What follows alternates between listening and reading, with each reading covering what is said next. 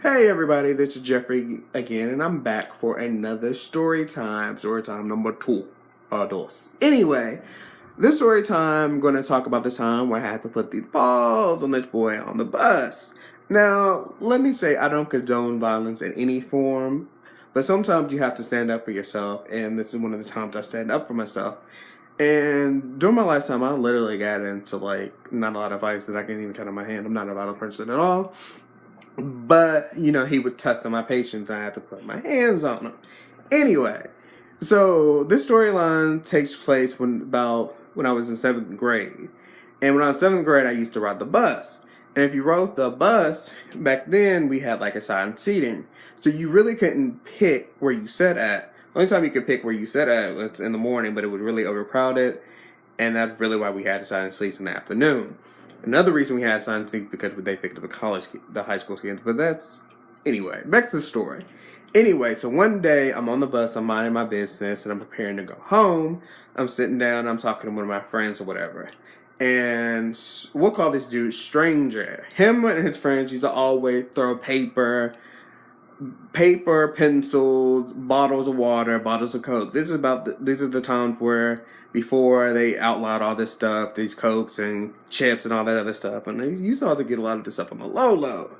But now you don't get it for low. You pay $2 for all these stuff. I'm like, wow, times have definitely changed. Anyway, so I'm sitting on the bus, minding my own business, and one of the bottles he threw happened to start going my direction. Now, it didn't hit me, and I was telling him, cool, calm down. Granted, he didn't, live that far away from me, and also, we had a couple of classes or whatever, so I was I thought we were friends. I was like, can you please not throw that stuff in me and my friend direction?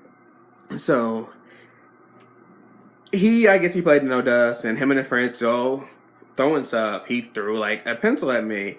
And I'm like, I told you once, don't throw that shit in my direction.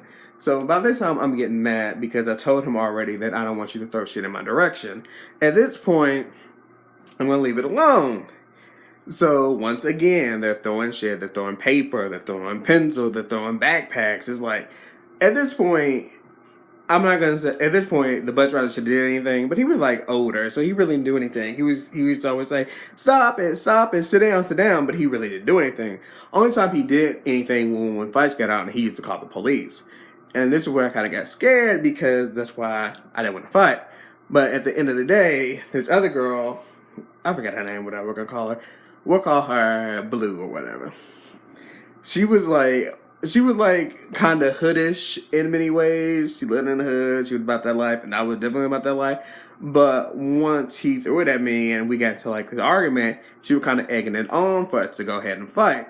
Now, like I said, I'm not a fighter in any league, so I didn't want to escalate that situation because I kind of feared I might get my ass whooped, and I didn't want to get my ass whooped in front of everybody on the bus. So, but, you have to talk that stuff if you're on a bus because either way, I might have to put his hands on him. Anyway, so it escalated, and somewhere or another in the argument, he swung at me. He swung in my face, and I swung back, and he didn't hit me.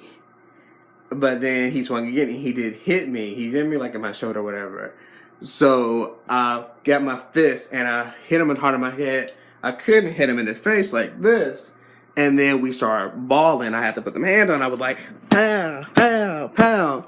Anyway, eventually I got him down. I had him laying down on the chair, on the foot of the chair, on the bench, and I was going at him like this, And I got on top of him. Now, I'm not proud that I had to put my hands on him, but he hit me first, and I had to defend myself, and I have to respect my poor reputation. Now, I was somewhat popular at this time before I became a kind of recluse. I wasn't in high school. I really didn't talk to a lot of people. I kept the same myself. I was in the band or RCC, so I wasn't hanging out with a lot of people. But in middle school, I had a group of friends and stuff like that, and I was hanging out with them, and I really couldn't get beat up on that time. I was bigger than him in many ways. Not by that much. I wasn't huge, but I was bigger, like, in weight or whatever, so I had to use my weight to my advantage and put my hands on him or whatever. And I know I'm not proud about this, and yeah, it's kind of in jokes or whatever, and this happened years and years ago, but this is the story time I have to fight. And basically, I'm telling this story to basically say sometimes you have to know your battles, and that battle was basically because I told him to stop, and he kept on testing me. And sometimes people will test you, and you're like, you're pushing me to that limit. And he hit me, and I had to put them paws on him at the end of the day. But this is my second story time, and I hope you enjoy it. Like it, comment, and subscribe. And I'll do some more story times. I'm going to do another story time about a ghost, but anyway. See y'all later. Comment, subscribe. Goodbye. And share.